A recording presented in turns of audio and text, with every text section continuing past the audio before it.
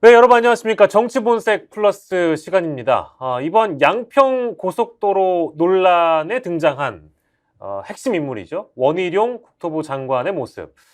여러분들께서 어떻게 보셨습니까? 국무위원이지요. 정치인이 아닌 임명직 공직자로서 주무부처 장관인 원희룡 장관의 태도나 자세를 보면서 야당을 중심으로는 강력한 비판이 나오고 있고요.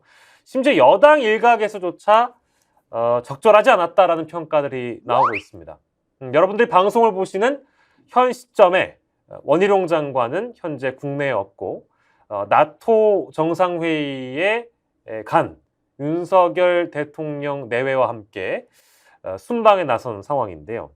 그것조차 바람직하지 않다라는 비판이 역시 일고 있는 상황에서 과연 원희룡 장관의 현재까지의 모습을 어떻게 우린 평가하고 또 앞으로의 상황 어떻게 전망해 봐야 될지 전기환 평론가와 함께하도록 하겠습니다. 어서 오십시오. 안녕하십니까. 예. 자, 일단은 뭐 원희룡 장관 제가 말씀드린 대로 지금 국내에 없는 그런 상황인데 제일 궁금한 건 뭐 순방 따라가면 어쨌든 대통령 부부와 함께 양평 고속도로 논란에 대해서 대화는 하지 않을까 그런 생각이 상식적으로 들잖아요. 제가 어려운 질문 받으면요. 예.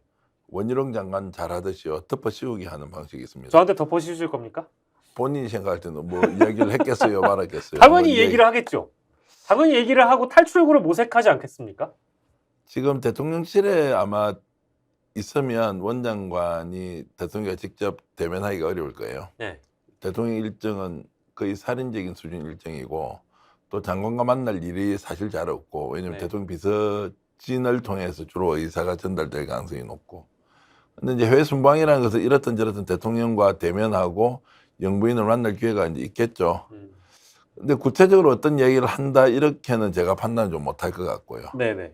그런데 언질은 주고받을 정도는 할 것이다. 저는 최소한 대통령 부부가 직접 원장관과 이 문제를 얘기는 하지 않더라도 네.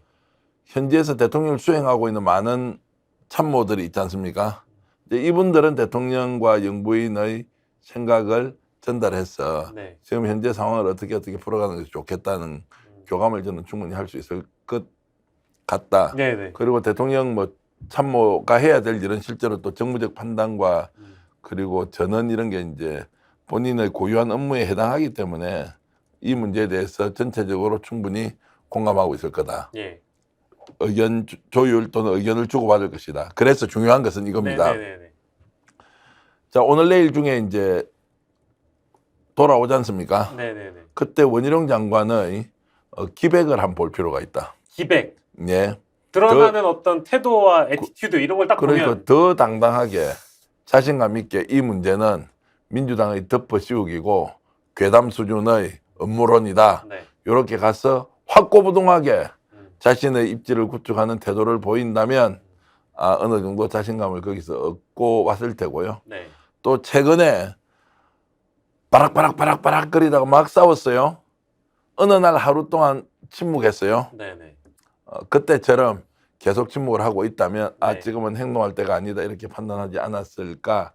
그래서 저는 교감을 할 것이고 와서는 그 결과가 원희룡 장관의 행동에 나타난다 이렇게 전망하고 있습니다. 아주 뭐 밀접한 교감이 없다고 하더라도 일정 부분은 분명히 이 양평고속도로 논란과 관련해서 대통령 부부와 원희룡 장관의 일정 부분의 교감을 있을 거고 그거를 우리가 확인할 수 있는 장면은 원희룡 장관의 기백을 보면 나올 수 있다. 한 개 더 보태겠습니다. 하나 더 보탤게요. 더 보태시죠. 그런데 원래 지금 시민들이나 국민들이 바라는 원한대로 그냥 가라. 김건희 일가가 땅이 있는 네. 그 강상면이 아니고 원래 양서면으로 했던 가라. 양서면으로 가라라고 만약에 원장관이 국민들 앞에서 발표할 일은 절대 없다. 저도 그렇게 생각합니다. 절대 없다. 네. 그러면 결국 안 하고 말든지 아니면은 강상면으로 네. 밀어붙이든지 이렇게 하지 원안으로 돌아갈 가능성은 없다. 원안으로 돌아가지 않는다면 결국은 원희룡은 한 번 더 국민들에게 네. 본인의 진심을 표현하지 않지만 드러내는 것이다. 이렇게 저는 보고 있습니다. 물론 이제 리투아니아로 출국을 하기 전에 대통령실이 약간 선을 긋는 모습은 보여줬잖아요. 국토부에서 이 건은 알아서 할 일이다. 그런 보도는 나왔습니다만 이건 뭐 국민의힘의 문제가 아니라 용산 대통령실의 내부 기류가 원희룡 잘하고 있다. 실제 아니 원희룡 장관이 뭘 못하느냐라는 분위기가 있었다는 거예요. 그러니까 이제 이렇습니다. 서에 의하면 그렇습니다. 그러니까 제가 만약 대통령이고 내처와 관련된 부분에서 완전 오해를 일으킬 만한 일이 벌어져서 국토부 장관이 국민들에게 문매를 맞고 있어요. 네. 그러면 어떻게 합니까? 무슨 이야기 합니까? 말이 되는 이야기를 하세요. 국민 여러분. 그거 아무 관계 없습니다. 네네. 라고 해명을 하는 게 정상 아니에요? 네. 그런데 이거는 대통령실이 할 이야기가 아니고 네. 국토부가 할 일입니다. 이렇게 얘기를 해버려요. 음. 그러면 아무 죄 없는 내 처가 네. 또 내 처가의 음. 내 인적들이 국민들로부터 부동산 투기꾼으로 오해를 받고 고속도로 종점을 변경할 정도로 네. 국정농단을 했다고 막 야당이 불을 지르면서 공격해 들어오는데 이거는 국토부 일이다 이렇게 할 수 있습니까? 왜냐하면 인내심이 남다르기 때문에 또는 관용과 포용의 정신이 하늘같이 높아서 그렇게 안 합니까? 당연히 얘기를 해야 하는데 하지 않는다. 이것도 아주 이상한 장면이다. 그래서 원장관이 이것을 바꾸려고 했던 그 과정이나 일이 터지고 나서 민주당이나 폭로자에게 덮어씌우게 하는 것이나 네. 대통령실이 반응을 보이는 것이나 모두 종합해 보면 과거에 우리가 이해하고 있던 정치적 네. 언어, 네. 그다음에 정치권의 행태, 그리고 대통령실의 반응과는 매우 다르다. 그것은 어떤 의미냐? 원장관도 마음대로 할 수 없는 어떤 작용들이 계속 일어나고 있다. 이렇게 저는 보고 있습니다. 저희가 뭐 이번 사태에 대해서 좀 평가를 해보고 전망도 하겠습니다만 시간을 조금 돌려서 저희가 기억을 좀 되살려 보면 어쨌든 저희가 교감을 원장관이 국내가 아니라 국외에서 하고 올 것인가 이제 요거에 대한 얘기를 하고 있으니까 단도직입적으로 좀 여쭤보겠습니다. 원희룡 장관의 고속도로 사업 백지화 선언 이거는 대부분의 사람들이 혼자서 단독으로 결정하지 않고 분명히 교감이 있었을 것이다. 아니면 오더가 있었을 것이다. 아니면 알아서 기었을 것이다. 뭐 이런 여러 가지 해석들이 있는데 그때 그 장면 저희가 준비되어 있으니까요. 그 장면을 좀 보고 그 당시 상황이 어떤지를 한번 복기를 해보도록 하겠습니다. 함께 보시죠. 이 서울 양평 고속도로에 대해서는 노선 검토뿐만 아니라 도로 개설 사업 추진 자체를 이 시점에서 전면 중단하고 이 정부에서 추진되었던 모든 사항을 백지화하겠습니다. 이 노선이 정말 필요하고 최종 노선이 있다면 다음 정부에서 하십시오. 민주당이 그리고 지금 의혹 제기하는 사람들이 처음부터 노선 결정 과정에 관여를 하시기 바랍니다. 제가 김건희 여사 땅이 거기 있었다는 것을 이 사건이 불거지기 전에 조금이라도 인지하는 게 있었다고 한다면, 구체적으로 보고를 받거나 지시를 받은 게 있다면 저는 장관직을 걸 뿐만 아니라 정치 생명을 걸겠습니다. 네, 저런 걸 바로 이제 쌔바닥이 길다는 표현을 많이 하는데 전제가 너무 많아요. 아니 전제가 너무 많잖아요. 지금 뭐 보고를 받은 게 있다면 뭐 사전에 인지를 했다면 인지한 거 자료 다 남아있고 저희가 이따 또 보겠습니다만 정치 생명 안 걸 거라고 저는 보거든요. 제가 제3자의 관점에서 저런 모습을 보고 아 결기가 남다르구나 이런 느낌보다는 왜 저렇게 성급하지? 그렇죠. 사실관계 좀 따져보지. 야당에서 문제 제기하니까 2008년부터 추진해서 2023년까지 무려 15년 동안 우여곡절 끝에 결정된 국책사업을 문제 제기 이틀 만에 나 안 해 이렇게 해서 타워를 던진다. 네. 근데 이것도 제가 본 적이 없는 네. 정책 결정의 사례인데요. 왜 그랬을까? 왜 저렇게 성급할까? 들켰구나. 들켰구나. 뭐 그렇게 보는 것이 저는 합리적이라고 판단됩니다. 근데 발언은 준비된 발언이었을 거 아니에요.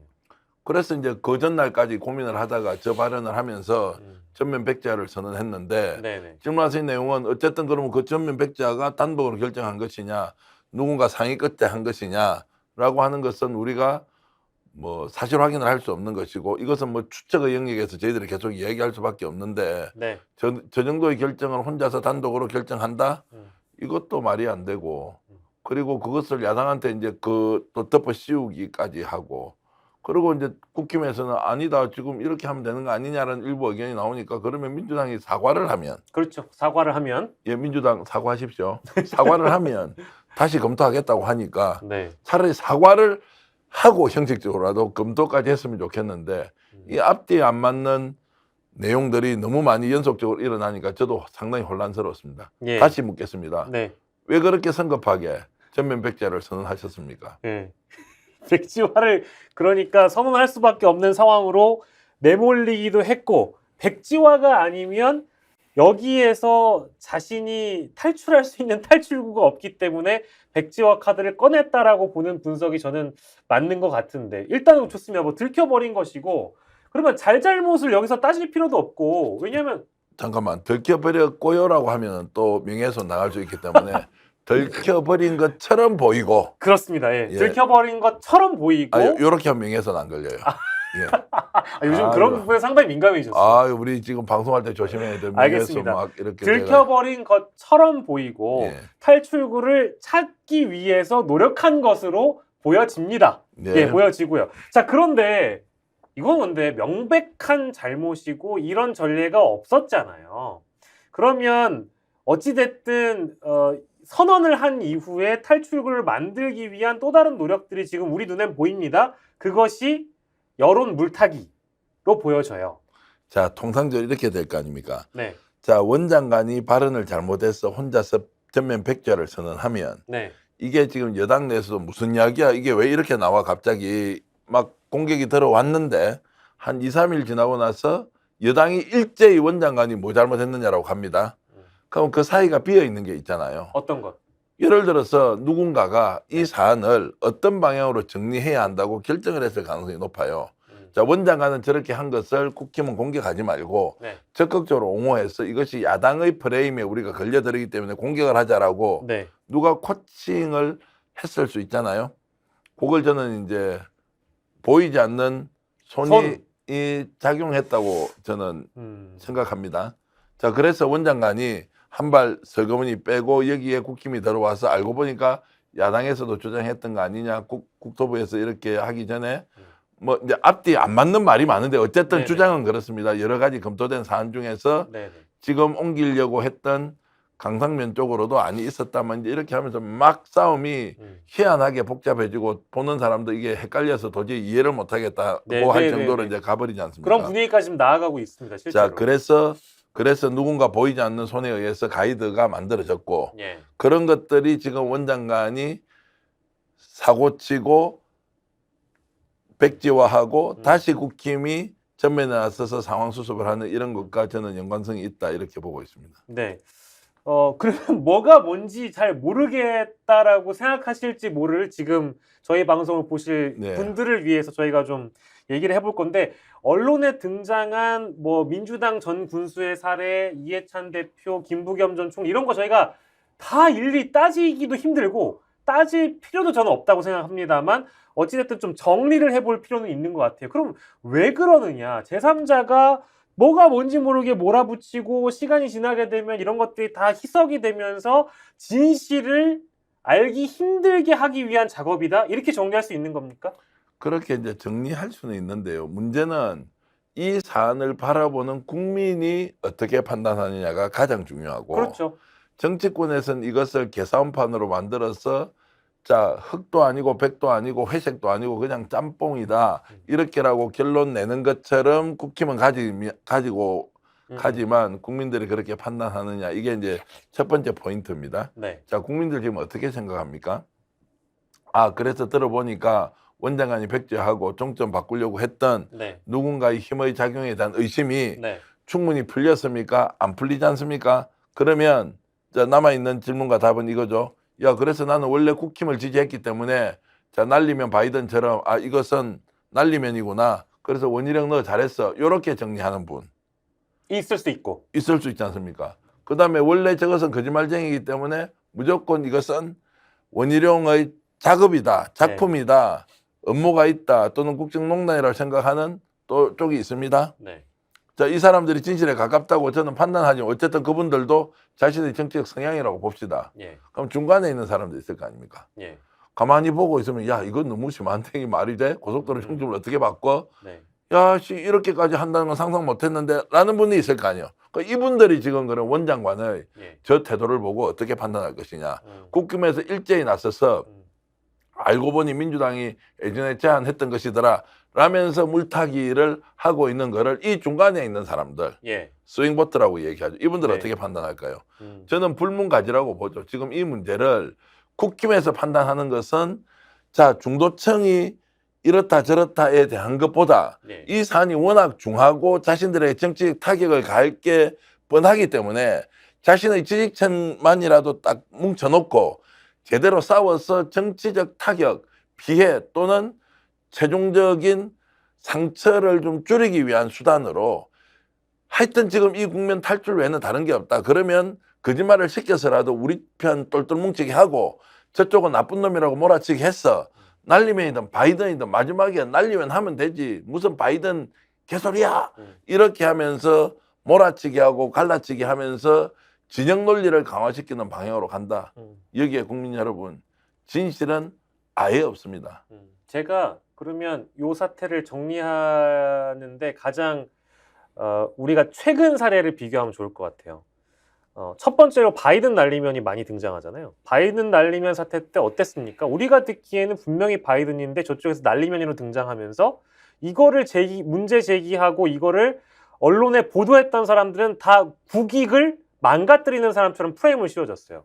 그래서 이게 전 대표적인 논점 흐리기라고 봅니다. 거기서 국익이라는 단어가 등장하거든요. 후쿠시마 사례를 또 다른 측면에서 가져와 볼게요.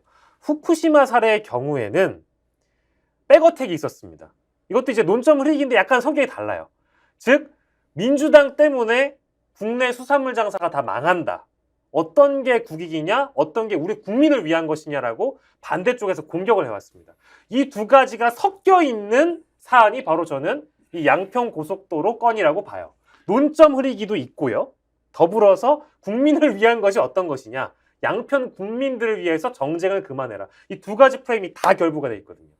그러니까 자신들의 이익을 위해서는 수단과 방법을 안 가리고 국민을 속일 수도 있다라고 확신하고 네. 저는 착각이라고 생각하고 네네. 그런 것들을 아까 말씀드렸던 중도층 한 30에서 40%의 유권자들 국민들은 판단할 것이라고 보는데 현재의 형태는 자신의 지지층을 결집시키는 것으로 충분히 대책점을 만들 수 있으니 그냥 날리면이면 바이든이든 모르겠다. 그리고 이 사안의 핵심이 왜 종점 옮겼느냐는 질문에 대답을 안 하고 네네. 야 너희들도 종점 거기 옮긴다고 했다면서 네. 라고 하는 것이 어떻게 비례의 원칙에 의해서 논리적으로 상응하면서 서로 논쟁이 될 수 있는 건입니까? 그런데 이것을 언론이 다 들고 나와가지고요.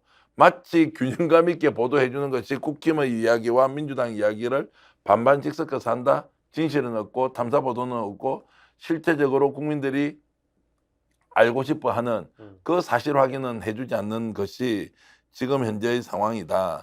그래서 저는 날리면 바이든과 관련해서 지금 한번 돌이켜 생각해 보십시오. 국민 여러분 날리면이라고 했습니까? 바이든이라고 했습니까? 그래서 남아있는 것은 우리가 믿음의 영역에서 날리면이라고 했겠지. 바이든이라고 했겠지 이런 네. 것이고요. 이번에 1심 지금 명예훼손 소송을 제기하고 있지 않습니까? 네네네. 그 MBC하고 그때 예. 날리면이다 바이든이다라고 해서 이렇게 자막 선거 때문에 소송을 하고 있는데 이 판사도 자기가 아무리 들어와도 자신은 모르겠대요. 자기는 모르겠대요. 모르겠다는 건 그러면 무슨 이야기입니까?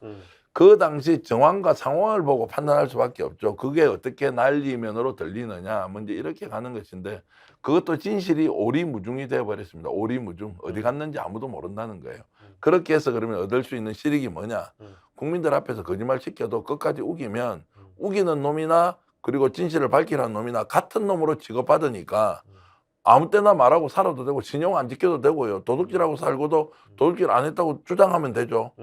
그럼 정치를 왜 합니까? 진실도 없이 주장만 난무하면 그게 정상국가입니까? 그럼 우리도 이제 그렇게 한번 살아볼까요? 아, 너 잘못됐는데 잘 됐는데 막 찌지고 볶고 싸우는데 제3자가 봤을 때 이게 뭐가 뭔지를 모르겠어요. 그 상황을 만들면 내가 잘못했든 잘못하지 않았든 나는 죄가 없어집니까? 나는 잘못이 사라집니까? 아니 나는 그런 역사를 본 적이 없어. 예. 또 우리 역사를 그렇게 만들어 갔어도 안 돼. 예. 자, 단 1g의 차이가 나더라도 그것이 어떻게 차이가 나는지를 비교할 수 있도록 해주는 것이 저는 언론의 역할. 평론가들의 역할 그리고 판단하는 것은 국민의 몫인데 이거 자체를 아예 뭉개버리지 않습니까? A인지 B인지 구분도 안 되게 해놓고 A든 B든 당신의 신뢰 또는 신앙 또는 이념의 영역에서 각자 알아서 판단할 수 이게 정상국가예요? 지금 이 꼴이 그렇게 가는 거 아닌가요? 그래서 저는 다시 한 번 더 여쭤보고 싶은 게 이런 거죠.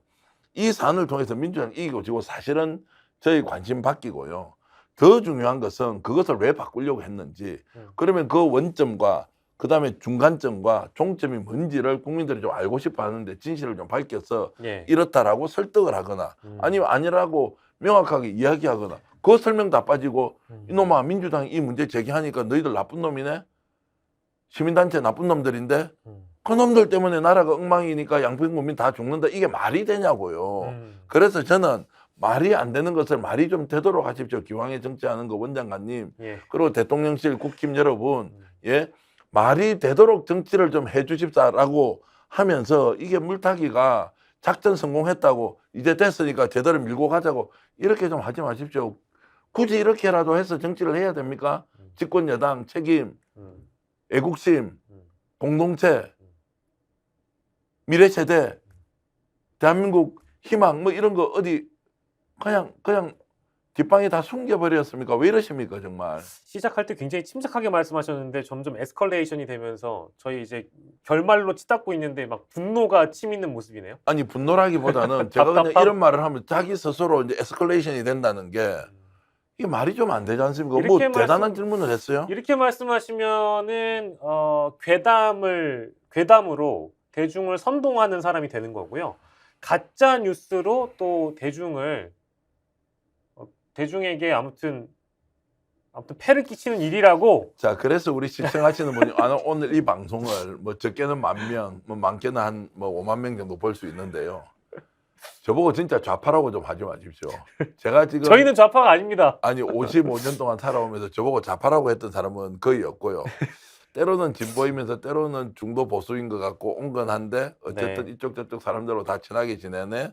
또 인간관계는 돈독히 하는 편이네. 뭐 이렇게 제가 얘기를 들었는데 갑자기 이 정부 들어서서 이런저런 이야기하면 봐, 저놈도 결국 좌파잖아. 네. 이 낙인 찍기라는 게 네. 얼마나 저 자신도 사실 억울하지만 그 찍는 분도 사실 인생살이가 굳이 그렇게 해야 됩니까? 우리는 이제 사람 만나면 저 사람이 진솔한지 진솔하지 않은지 믿을 만한지 아닌지 이런 판단 안 하고 저놈 좌파야 우파야 아니면 중도파야 친북이야 종북이야 아니면 반미야 친미야 친중이야 친미야 반중이야 뭐 이런 거 이야기 있지 않습니까? 네. 이게 얼마나 우리 인간 사회 자체를 황폐화시킵니까? 그걸 누가 만든 논리입니까? 우리가 만듭니까? 정치권에 다 만들어서 우리 이용당하고 있는 거 아닌가요? 대표님 저희 신세 한타는 뭐 이 정도만 하고. 아 그래 오늘 방송이 그래서 제가 정치본색 플러스라는 방송에 네. 나왔는데 네네네. 야, 이제 결말로 좀 치닫기 위해서. 정치본색 네. 정치본색을 네. 디테일하게 좀 봐야 한다 네. 이런 생각이 들었습니다. 결말로 치닫기 위해서 그럼 결론은 예. 뭐 누가 이기고 지냐의 문제가 아니라 어찌됐든 우리가 방법론적으로 봤을 때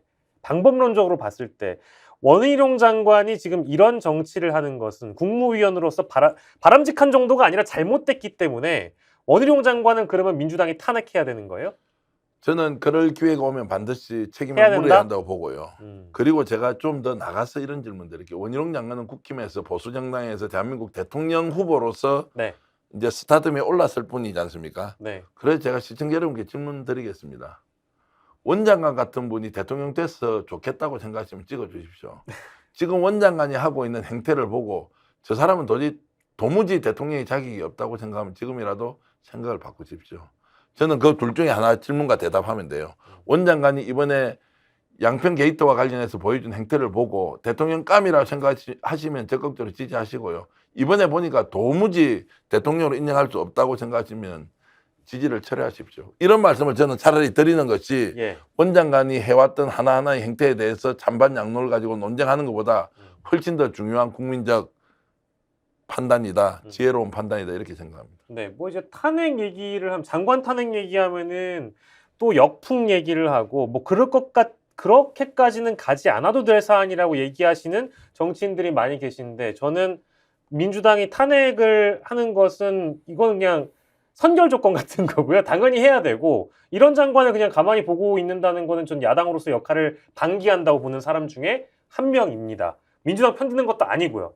그런데 그러면 그 이후는 수사를 해야 되는 겁니까? 국정조사도 해야 되는 겁니까? 검찰이 못하면 특검 가야 되는 겁니까? 자, 그래서 저는 무엇보다도 진상규명이 중요하니까 진상규명. 국정조사를 통해서 진실이 무엇인지 국민들에게 국회 차원에서 알려주는 건 알려야 한다. 네. 그 다음에 특검으로 가든 이것이 검찰 수사로 가든 네. 아니면 그 시점에서 진상이 규명돼서 누군가 책임을 지든 어쨌든 국회가 할 수 있는 권한을 행사하면서 진실을 밝히는 일에 이 문제를 제기했던 쪽이나 이 문제를 해명해야 되는 쪽이나 국회나 다 나서서 진실은 반드시 밝혀야 한다 이런 말씀을 드리고 싶네요. 정쟁이 계속되는데 국민은 안중에도 없는 거 아닙니까 정치권? 제가 이런 질문 드려도 됩니까? 그래서 이제 저는 그렇게 생각 안 합니다. 근데 역풍인지 순풍인지 바람을 맞아보지도 않았는데 지금 바람이 오기도 전에 역풍이 날지 순풍이 날지 그 걱정하지 마시고요. 민주당도 역풍 순풍 뭐 이런 이야기 그만하시고 제발 야당으로서 역할 좀 하십시오. 역할 제대로 했으면 이런 문제가 이 정권 들어서 생겼겠습니까? 또 야당과 파트너십을 가진 여당과의 관계를 유지했으면 이런 내용도 충분히 사전에 논의를 하고 예방을 할 수도 있지 않았겠습니까? 어찌됐든 야당은 야당으로서 책임도 있어야 되고요. 여당은 여당으로 책임이 있어야 되는데 제발 역풍 이야기 이제 들어도 신물이 나고요. 역풍이 오든 순풍이 오든 바람이라도 하면 이렇게 보면 좋겠다. 제가 이 말씀으로 대신하겠습니다. 네. 알겠습니다. 우리가 윷놀이를 보면 사실 백도라는 게 있잖아요. 그래서 한 템포 이제 뒤로 물러설 수 있는 그런 방법이라는 게 있는데 저는 이거를 슬기롭게 풀어낼 수 있는 방법은 백도에 있다고 보는데 아니 그 원안 그대로 가면 되는 거 아니겠습니까? 원안으로 가고 이 문제를 일으킨 책임 당사자들은 어쨌든 조사든 수사든 뭐든 간에 통해서 밝혀내고 이제 그 이후에 책임을 물으면 된다고 생각을 하는데 이게 뭐가 이렇게 어려운 문제인지 잘 모르겠어요. 근데 지금 상황은 어찌됐든 진실이 뒤에 가 있고 사실관계들만 지금 계속 이제 복잡하게 얽혀 있는 상황이기 때문에 아니 민주당 전직 군수도 똑같은 놈이지 내로남불하고 있다 이런 비판들이 있는 와중에 저희 방송이 있기 때문에 좀 정확하게 좀 짚어드렸습니다. 진실을 보기 위해서는 여론을 호도하는 작업에 현혹되지 마시라. 이제 이렇게 우리가 정리할 수 있는 거겠죠? 네, 그렇게 하시고 좀 더 관심을 가지고 상황 보시고요. 쉽게 지칠 만한 사안 아니라고 저는 보고요. 이번 이 사건을 통해서 정말 우리 정치의 수준이 그리고 정권의 수준이 어떤지를 저는 적나라하게 보여준 장면이다. 집권한 지 1년 만에 고속도로 종점까지도 바꾸어낼 수 있다고 착각하는 사람과 그리고 그 착각이 마치 정상적인 절차인 것처럼 믿는 사람과 이것은 진짜 아니다라고 하는 상식적인 질문을 하는 사람이 네. 함께 섞여서 사는 곳이 대한민국이다. 이 말씀 드리면서 늘 깨어있는 시민, 깨어있는 국민이 더 좋은 대한민국을 만든다는 말씀을 꼭 드리고 싶습니다. 네, 좌파도 우파도 아닌 상식파, 네. 상식을 지지하는 방송 정치본색 플러스. 오늘은 원희룡 장관의 입장에 좀 서서 조언도 좀 드려봤고 지금 현 상황을 어떻게 볼 것인지 좀 요목조목 짚어봤습니다. 정치본색 플러스 전기환 평론가와 함께했습니다. 고생하셨습니다.